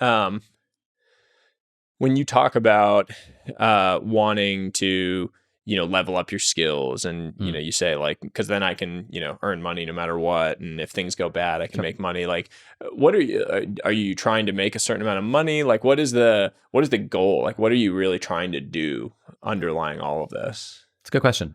I think I am trying to do. Essentially, I'm trying to keep on playing my infinite game, in the sense that right now, I feel like if I won the lottery, there is very little that would change about my schedule. I wouldn't, other than the fact I wouldn't run courses anymore, and I would not take on any sponsorships. Those are like the two areas where the reason I'm doing the thing is for the money. But I would still make YouTube videos. I would still do podcasts. I would still hang out with people like you, and I would still want to have a team that will help me create content and share it with the world, because that's the thing that brings me intrinsic joy in some capacity, like teaching and sharing and stuff. And so given that that's the infinite game, what I'm trying to optimize for is just being able to continue living that kind of life where I can wake up every morning and think that, yeah, I don't have to do something. And I think the reason I'm so like tied to that idea is because throughout my time in medical school and throughout my time working, I saw so many examples of doctors who hated their lives. And the reason they hated their lives was because they didn't have enough money. They would choose to go part-time if they could, but they couldn't go part-time because they had a certain lifestyle, mortgages, et cetera, et cetera. A lot of them would have wanted to quit the job completely and like take a break from medicine to travel the world or to do something else or to build a business or whatever the thing might be, or even spend more time with their kids, but they couldn't because they didn't have enough money. And so I've seen firsthand that future where being a doctor is supposed to be a fulfilling job where you help people and all that kind of stuff. Yeah. Actually, I'd say at least half the doctors I've ever met were just like so chronically dissatisfied with their life that it made me feel like, damn, I never want to be in that position where I feel like I'm shackled to a job for the sake of the money. And so right now I feel great because it's like the thing that I'm doing for fun is also the thing that makes money. But the thing that keeps me up at night is, what if this all crumbles down? What if the YouTube channel starts to decline? Because every YouTuber has a growth phase and then a plateau and then a slow decline over time. You become a has-been. No one cares about your content anymore. AI is taking over. Like, why does that happen? I've always wondered that. Like, from the very early days of doing my creator stuff, I started building these like businesses that are underneath the holding company because I had that realization that like no one really wants to create for longer than some period of time. And it's probably not how long I'm going to be wanting to do things for or earning money for. And so I need to be building things that have either enterprise value or they have, you know, that I can sell, or they have cash flow that I can be converting into other things that are going to generate income in the future. And I need that because I know I'm not going to be wanting to do the things that make money from a media standpoint forever. There's going to be some point where either I'm burned out or, you know, whatever it is. So what do you think contributes to that, you know, that natural curve that people have, like the growth phase, the plateau? I feel like, okay, so I haven't really thought about this too hard, but let's think out loud. So I think the people in entertainment, like the lifestyle-y type vloggers and things, have a way steeper rise and steeper decline because it's so based on like people following their personality or their vibe at a certain stage of life. Like, for example, the people that most people watched when they were teenagers, the vloggers and stuff that were doing pranks, are probably not the same people as the ones who are watching when they're 25 years old. And so in some cases, the audience literally outgrows the creator. I think in other cases, and I see this often in education, if, for example, you are a Gary Vee and people are consuming your stuff, at some point they get the message and they do their own thing and they stop consuming Gary Vee stuff because it's no longer relevant for them. And so there's natural churn in the Gary Vee audience where you no longer need to consume personal development. Like, I would say Tim Ferriss is the one person outside of my family who's most changed my life. But these days I consume 0.1% of his content. But if I ever met Tim Ferriss in real life, I'd be like, oh my God, mate, you've changed my life so much. Like, I listened to every episode of the podcast from like 0 to 150. And then I stopped because then I built my own thing based on the inspiration I took away from that. So there's natural churn in the audience in that sense. I think tech YouTubers have done a good job of staying relevant for a long time. Like Marquez and Linus and stuff have been around for 15 years and still and show no signs of declining. Because I think then the focus is on the tech, and every year a new tech comes out, and therefore there's new stuff to cover. And so their expertise on this new thing of tech becomes more valuable over time rather than less valuable.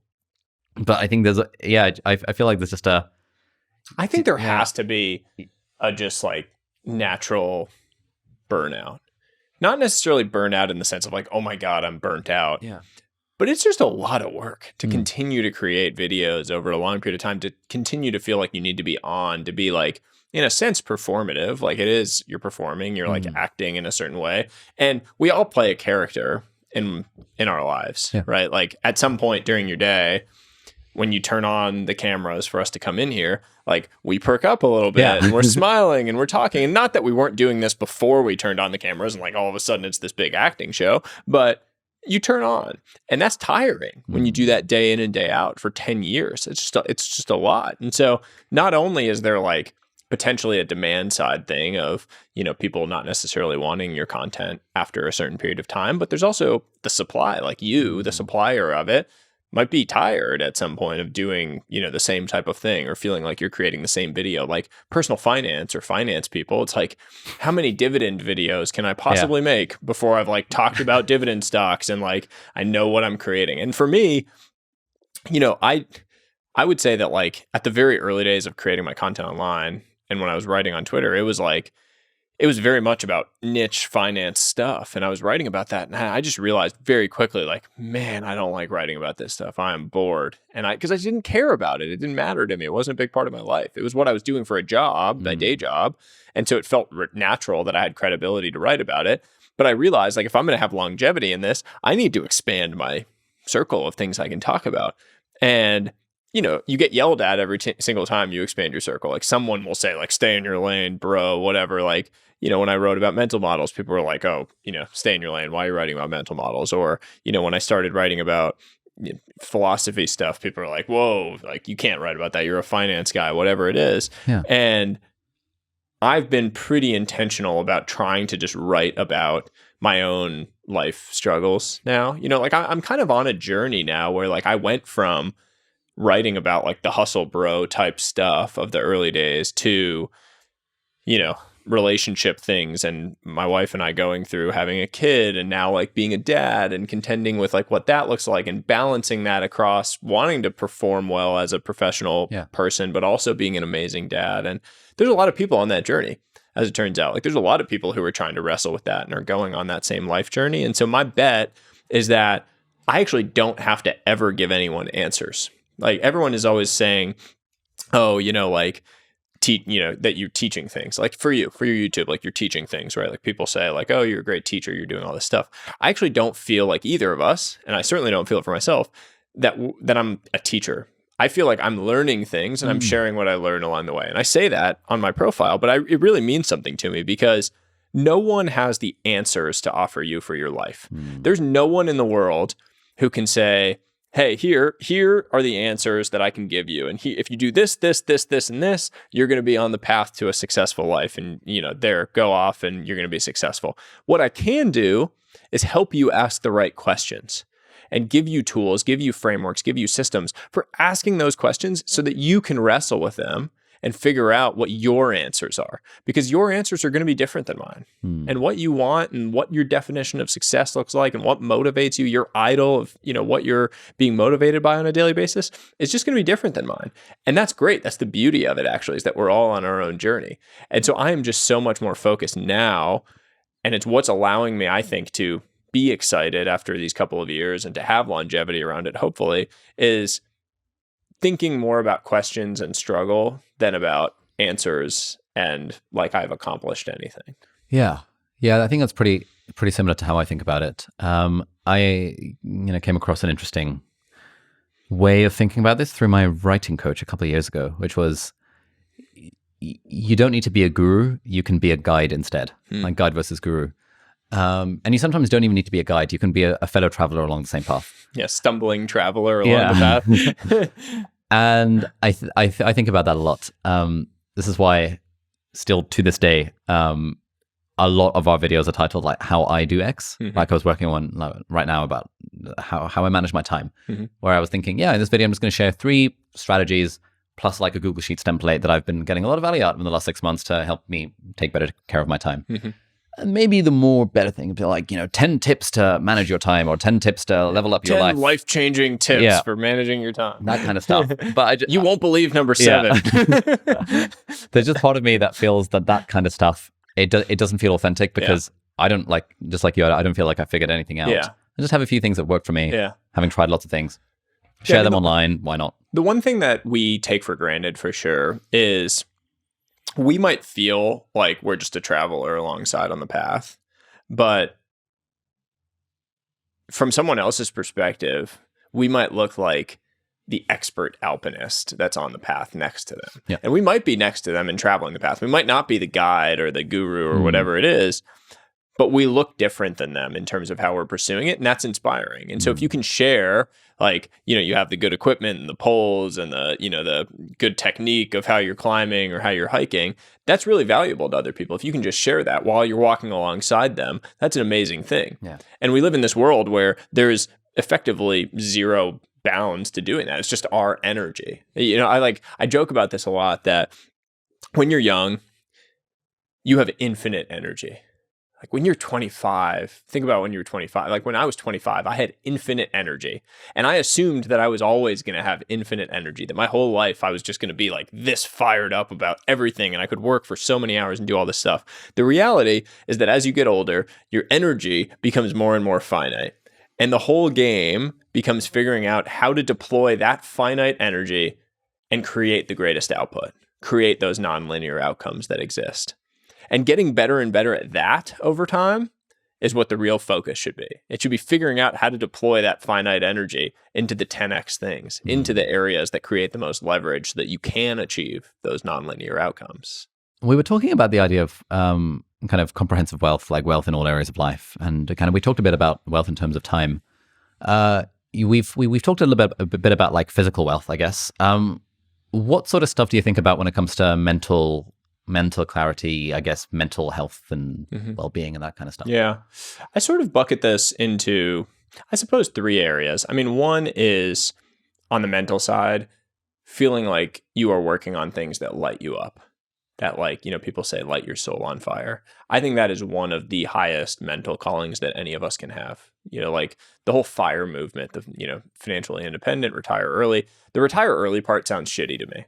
I don't want to retire. Like, I don't want to be 40 and not working on anything meaningful again. I've had friends who have done that. Like, I had a friend, this guy, Val Katayev, who you might have seen on Twitter, who probably made $100 million by the time he was 30. And he tried to retire and he started gardening because he was so bored. He started gardening and he said he drove himself nuts. Like, he didn't know what to do with himself. He had retired, but he was a driven entrepreneur. Like, he was really thoughtful. He wanted to be working on something. And so now he's like doing, 100 things again. He has no financial reason to, but he's doing all these different things. And so that's one for me on the mental wealth side, is like just working on things that you find meaningful and that you find exciting and that really light you up on a daily basis. The second one is like what I call mental fitness, which is decision-making, learning and growth, the ability to kind of like cut through the noise and really make sound decisions, non-emotional decisions, and accumulate knowledge over time so that you can make better and better decisions. I think like Shane Parrish's work, Farnham Street, is like the master of this. Like where I learned mental fitness from was like reading all of his writings and his different work over time and absorbing the best lessons from the smartest people in the world. Like you talk about Tim Ferriss and all you learned from him. There's probably 20 people on my list that I feel like I've learned so much from, and that I'm now excitingly getting to kind of meet and tell them and thank them for that. But building up that base where you feel like you're learning and growing and developing your mental acuity and mental fitness. And then the third piece is mental health.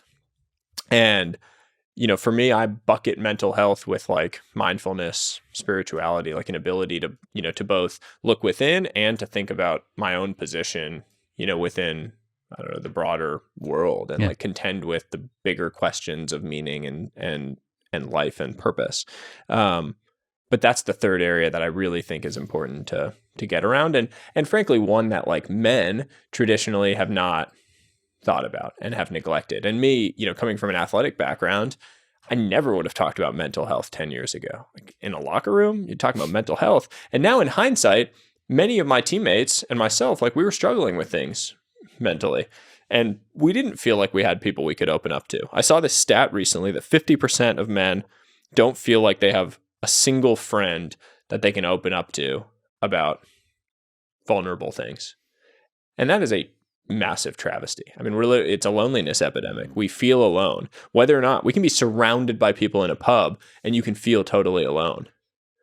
And that's really, really sad that we don't have people that we can open up to in that way. And it's damning and impactful negatively on our lives. What are your practices on the mental health front? Mindfulness, meditation, do you do any of that kind of stuff? I've never been able to get myself to meditate on a daily basis. I would say two. One has been the cold plunge. You know, I go and get into freezing cold water at about 4:30 in the morning every single morning. How and why does that work? Like what's going on there? So, I mean, the cold plunge has now become this like very trendy thing because Andrew Huberman, you know, has made it really popular, and it's become this very polarizing thing on Twitter and on all the, you know, different platforms of like doing the cold plunge. Part of the reason it's been polarizing, by the way, is because there was a period of time where if you just posted a video of yourself doing a cold plunge like every day on Instagram, you could like pretty reliably build like 50,000 follower audience just because they were like popping off. Like every single video would just take off. The cold plunge for me, there are all sorts of physical health benefits that are purported, you know, that like different studies have found. That to me, like if any of that is true, that's all upside and bonus. I view it as a purely mental activity where I wake up first thing in the morning and I have to exert a degree of mind control in order to get myself to do this because I don't want to do it. It's miserable. If you go and you're getting into freezing cold water out on my deck, which is outside in the cold. I got out of my warm bed, 4:30 in the morning, it's pitch black, and I have to go outside on my deck and go get into this water.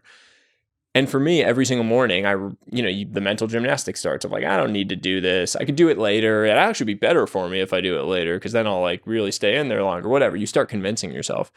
And I have to exert that control over myself to say like, nope, I said I'm going to do this. I'm going to go outside and I'm going to do it.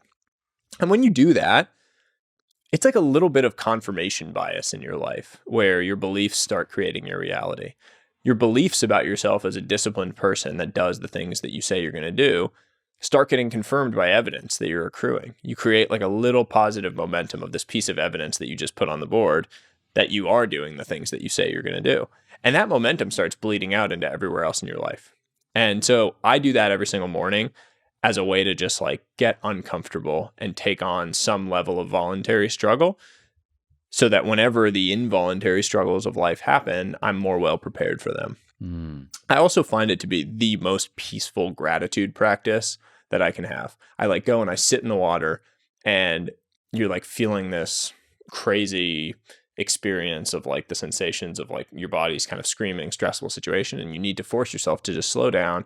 And every morning when I do that, I just list off things that I'm feeling particularly grateful for. You know, my son, my wife, family, you know, a bird that's flying overhead, whatever it is, like things that I'm just observing or noticing in the moment.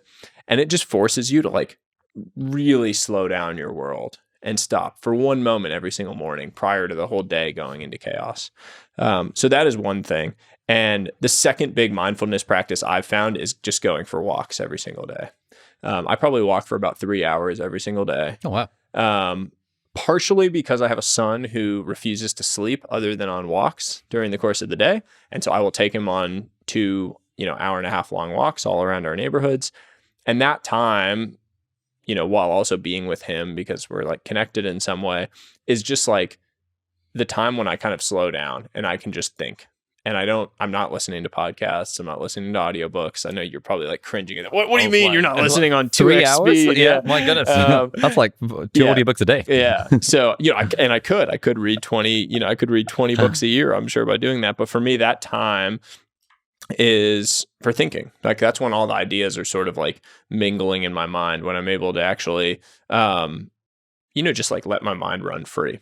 And that has been a massive, massive positive for my mental health, finding that time. Nice. A couple of weeks ago, I started turning the shower to cold after a warm shower. And now I feel like that's kind of become too easy and I don't fear it anymore. Have you ever tried getting into a cold shower? I've not tried getting into it cold. Yeah, so that's the next level of cold showers, by the way, are actually harder than getting into a cold plunge. Oh, really? Like cold plunge is full immersion. Something about the shower for me is really hard with like the beads of water hitting you. It's almost like sometimes the cold plunge, it's on my deck. And so there were times when it would like be freezing rain or snow. And it's actually worse sitting there when you have like rain hitting you in the face than if you were just underwater. So like sometimes I would be sitting there and the cold rain would be hitting me in the face while my whole body was submerged in water. And the rain hitting me in the face was more unnerving than the actual cold on my body. So I would just like take a breath and go underneath in the freezing water. So I actually think cold plunges are a little bit easier than the cold shower. Also, just the ability to just turn the knob, like it's there, you can stop it at any point, is mentally quite jarring. Yeah, as you were describing that mental challenge of like putting in the discipline and doing the thing, even though you don't want to do the thing, I was thinking I sometimes feel that about YouTube videos, and that's kind of what I was thinking when you asked me if it feels like a grind sometimes, or however we were talking about it, because there is that inertia to getting started, but usually once I've gotten started, then I enjoy the process, and then I film the video, and afterwards I'm always so glad, like oh. Damn, that was like an hour of filming. I feel like I shared something valuable, which at least one person is going to find helpful. I get to just give the SD card to our editor, who's amazing, and then just deals with it. And then a couple of weeks later, a video will come out on the channel, and there'll be comments from people being like, wow, this was super helpful. But it does feel like, I have to do a lot of procrastination beforehand. Yeah. I'll make like multiple cups of coffee, and I'll be like, anyone on the team need me for anything while we're here? It's like, all right, let's maybe go for a walk. People say going for a walk is good. Yeah. Eventually, I'll come down to sit down to doing the video, and then I'll be really glad I did the video. And there's part of me that's like, I sometimes wonder if I'm bullshitting myself, in that I tell myself that the life I'm living now is the life I would choose to live if I wasn't concerned about money. But yeah, I still make kind of 3 videos a week. And I don't always enjoy the opening process of making those videos. I'm always glad I did it at the end. And I kind of think that like, I don't know the answer here, but I sometimes wonder, should I just make fewer videos so that I only film videos when I feel like it? Or is it actually a good thing for me that I am pushing myself to do this thing that feels uncomfortable initially, but I'm always glad for it in the long run? I don't know. What do you reckon? I think doing hard things is important. I mean, you're doing something hard, like you're doing something challenging, and you're pushing yourself through it. I don't think you would find incredible meaning in a life where you only did things that you were like super excited to do. That's just not. That lacks texture, right? Like that lacks those feelings, the tension, the struggle on a daily basis that actually creates some level of meaning in our lives. Like when we don't embrace friction. We've lived in this world where friction has been consistently reduced over our entire lifetime. Technology has just reduced the amount of friction in everything. You no longer have to go to the store if you don't want to. You no longer have to talk to people if you don't want to. If you want to go out and date, you don't have to actually take on the fear of approaching someone at the bar. You can just do it through an app and decide if you like each other before actually having to meet in person. Friction has just gone like this over time.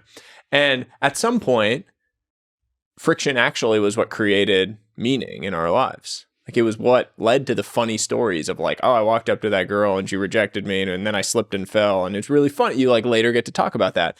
And I often wonder, are our lives going to be significantly less interesting than our parents and grandparents? Like when I hear my mom, who grew up in India, tell stories about her childhood, or my grandmother, in India, tell stories about her childhood, they are so interesting. Their day-to-day lives, because they didn't have phones, they didn't have anything. They were out. They had to do things. They had to like go roam through the streets and meet up with friends and get into all sorts of hijinks. And I kind of got to do that when I was a kid. We're the last generation that got to do that when we were kids. Now everyone as kids are sitting on their phones all day. They're like playing video games all day. They're on their computers all day. They're not allowed to go anywhere without tons of supervision. And I really wonder, like with my own son, what is he going to do? Like, what is he going to tell people at a cocktail party? Like, what stories, what funny moments is he going to have from his childhood? Because I think we're just steadily reducing the friction that exists. And as a result, steadily reducing the interesting things and the interesting moments that are happening on a daily basis. That's probably the one thing I miss most about medicine, where I just like the stories and the interesting moments. Like when I hang out with my medic friends, I don't miss anything about the lifestyle other than the fact when they're like, oh, the other night, like it was a nightmare. We had 3 patients that were bleeding out in front of me, and we were understaffed, and like people were on strike, and so blah blah blah blah blah happened, and then like one of the patients ended up dying, and that wouldn't have happened if we'd had enough staff. And it's like, bloody hell, real stuff, like things like that, where I'm like, fuck, like that was my life. Yeah, and now my life is this very chill. I get to rock up in a cushy house with a cameras pre-set up for me, and do podcasts with people who I enjoy chatting to. There's no real sense of challenge. Do you stress about views? Do you stress about engagement and views, and like, do you kind of feel, this is the one thing I hate. The reason I ask is because this is the one thing I hate about social media and about the platforms in general is I have at times, and I'm getting better about it, now I'm quite good about it. I'm in the stretch where I'm quite good about it. I've at times like allowed it to truly impact my day and my mood of like something that I did or spent a bunch of time on. It's not going the way I wanted it to, or it hasn't taken off and I thought it should.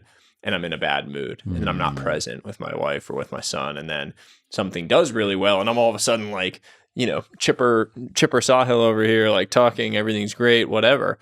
And I realized that, and I had to have like come to Jesus talk with myself of like, well, you can't let that kind of thing impact you. Do you find that? Like, when a video doesn't take off the way you think it should, do you feel drained, bummed? How does it impact you? I've definitely gotten better at it over time, and it does sort of sine wave a little bit. These days, I'm at a phase where I almost never even look at the numbers. Like videos will come out on the channel, and I won't even realize it. I'll just go on YouTube on my phone because I'm browsing something. I see, oh, there's some notifications. Oh, people are commenting. Oh, the video's out. Oh, that's cool. Let me get off the toilet so I can actually watch the video while I've got a Loom recording, so I can give our editors feedback and just be like, yeah, sick. Oh, nice. That was sick. That's cool. Nice. Well played. Like that was really good. Background music here could be a little bit different. And I broadly don't look at the numbers. I will occasionally look at them. But right now we're in a period where the channel is growing faster than it's ever grown before. And so that's great. It's easy for me to be like, oh, I don't look at the numbers. Yeah. But if the numbers were going down, I'd probably have a lot more existential crises and journaling sessions with myself in a coffee shop on my own or for a walk, being like, where's this going? Yeah. Everyone do this? Is this the beginning of the end? Yeah. If that's the case, then a lot of like mental gymnastics and CBTing myself out of the concern about that and the fear of uncertainty and the fear of the future towards, you know what, it's fine. And Lewis Hose, who actually you made connection with recently, I asked him this when I was interviewed on his podcast like a year and a half ago. And he said that, hey, look, man, I've been in this game for like 10 years and I've realized it's just like a sine wave. And there are some months where it goes up and other months where it goes down. Yeah. And the same thing has happened for 10 years. So he said he's now stopped caring about the sine wave. And so I do sometimes think of that phrase, that it's just a sine wave. It's just the way it goes. I think it changes with financial security too.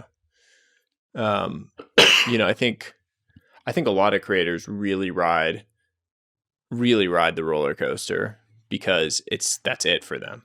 It's like, I'm living this great life because of this. Yeah. And if it doesn't go well, maybe the gravy train stops. Like especially people that were like crypto creators or like very niche around one particular thing that might have been, a boom bust cycle, and now it's gone. And you're like, oh my God, all my sponsors walked out the door, because they all went bankrupt or they ran out of money, and you realize that none of this stuff is permanent. Yeah. And I think that's scary for a lot of people. Absolutely. Yeah. I think especially like the creator that I speak to, who's like 80% of their revenue comes from brand deals and the other 20% from AdSense. And they're not selling their own products. They're not trying to build a business around it. Mm-hmm. That's really scary. Yeah. Because your lifestyle is tied to dependent one thing. Yeah, on the whims of people outside of that are outside of your control. Yeah, you can't control it. Totally.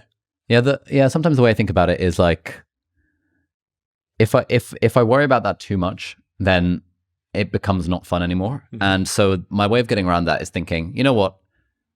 Right now things are good. And while things are good, it's fine that I have a team of 13 people that I love working with because it's great vibes. If things ever become not good, I mean, then we just downsize the team. Yeah, like if I can do it myself. I can do it myself. Like me plus an assistant and an editor. Well, that 3-man setup can literally make probably $1 million a year for at least the next 10 years. Yeah, without too much difficulty. If that doesn't work out, even just me, great. Let's say I lost everything. Now I'm doing the Peter Levels thing. I'm going to get back into coding and become an indie developer, and that would be quite fun. It's like I tell myself these stories as a way of kind of hedging against the inherent uncertainty that's in a career like this. Yeah. It's nice to know that if you had to, you could do with very little. Yeah. It's just like a good feeling. I'm not a materialistic person. Like, I'm not into fancy things. I don't have a watch. I like wear a Whoop band, I suppose. I have like a running watch that I wear, a crappy running watch. You wear an Apple Watch. I'm not like into cars necessarily. I just don't spend money on fancy things. And my wife is not into jewelry, and we don't give each other jewelry presents. Like, she's not into bags and fancy clothes. And so I often think about that. Like, if everything went to shit, like if we were in the Great Depression, 1928, how long could we just default alive with things that we have today? And the answer for me, at least today, is like literally almost in perpetuity. Like, businesses could all go to shit. Like, everything goes out the door because we're just not that high cost of a life. And like, I know that I can kind of like hermit if I need to and like do grimy things. Like, I could be a cockroach if I needed to. I'm into really nice experiences, and like I like to fly first class when I fly places, and I like to stay in nice places, and I do all those things, but I don't have to do any of that. Like, I would just not travel, or I would just not do those things. And so I do think it's like Paul Graham had this essay of like default alive versus default dead. And it was talking about it in the context of startups. Like, is your startup default alive or default dead? Like, if you were just to stop growing, would you eventually run out of money or not? And I think about that a lot in the context of my own life. Like, is my life set up in a way that is default alive?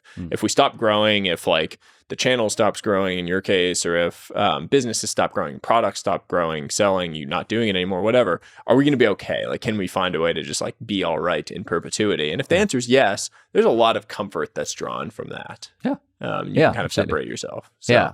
Like I found that when I sat down and figured out what does my skeleton crew look like. Yeah. And I realized that it's a fairly lean team. And if I needed to, I could just become a web developer myself. Yeah. I was like, okay, cool. Now I can enjoy the fruits of this and not think too hard about like our headcount or things like that. The idea of one day, I think you mentioned too and alluded to, is something that I've found really powerful in my own life as a system. And that's like, I really struggle with the 5 and 10 year plans. I don't like thinking that far in advance. Every time I've tried to over the course of my life, I've been hilariously wrong. And so all I try to do today is I literally sat down and I wrote down, what are the elements of my ideal day? Like, what does an ideal day look like to me? And it's not necessarily specifically like the routines and the exact time when I do it, but it's like, what are the elements of it? The core kind of deconstructed elements. Yeah. And if I do those things over the course of a day, it was like a beautiful day, a perfect day, 7 out of 7, whatever the number is. And what I have found is that if I optimize for that, having an ideal day, then having another one, then having another one, and just stacking together ideal days, I will progress in the direction that I'm trying to progress in. Yeah. And it takes so much complexity and noise out of my entire life and system. I don't have to think about 5, 10 years. I don't have to think about, all a million things. If I just have one ideal day and just focus on that, it removes so much intimidation for me that it's been really empowering. Yeah. For me, I've had the same, that same feeling, except it's an ideal week. So like I literally have my ideal week on my Google Calendar, which is color coded with like a little like rainbow colors. And does it sit alongside your actual calendar so you can see? It is my actual calendar. Oh, it is your actual calendar. Good. In that, like for example, this is what it was this morning. One-on-one with Angus this morning, 3.5 hours of book time, various team meetings, filming block, and then this podcast and dinner, because Tuesday evenings I've earmarked as this is my default hang out with friends time. Oh, nice. So this week we've got we this. planned it well. Yeah, absolutely. Next week I've got some uni friends coming over for dinner. The week after we've got some more friends coming over for dinner. And then that's also where I force myself to cook normally, except you wanted to go to a restaurant. So Michelin star Indian restaurant instead. Because I like fancy experiences. Yeah. Whereas for me, I'm trying to learn how to cook. And I feel like the forcing function of having friends over encourages me to cook, and it becomes an adventure and all this kind of stuff. And I like that ideal week. Yeah. I like that. And it means I can be like, okay, cool. Wednesday evenings, I want to go visit my mum. Tuesday evenings, I want to have friends over.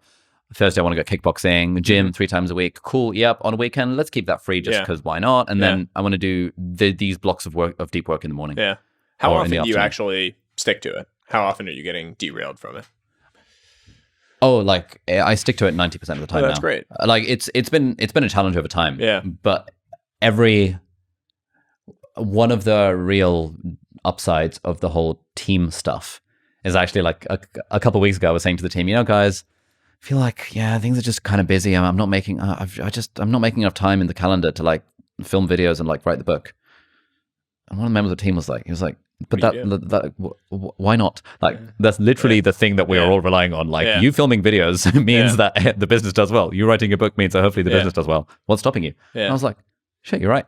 And so we actually did like a group brainstorm. I saw that in your newsletter. Oh, great. Nice. Yeah. A little whiteboard is like, we were like Monday, Tuesday, Wednesday. And then we were thinking about it. I was like, okay, right now, like my coaching session with Eric is like on a Tuesday, and that kind of derails filming on a Tuesday. And they're like, can't you just move it to a Wednesday? Yeah. And I was like, that's a great idea. Yeah. What if Wednesdays was all my, and I was like, but I want to have time. I want to have a Calendly where if a cool person wants to connect over Zoom, it's like, I want to be able to talk to them. They were like, what about just doing those on a Wednesday afternoon? Yeah.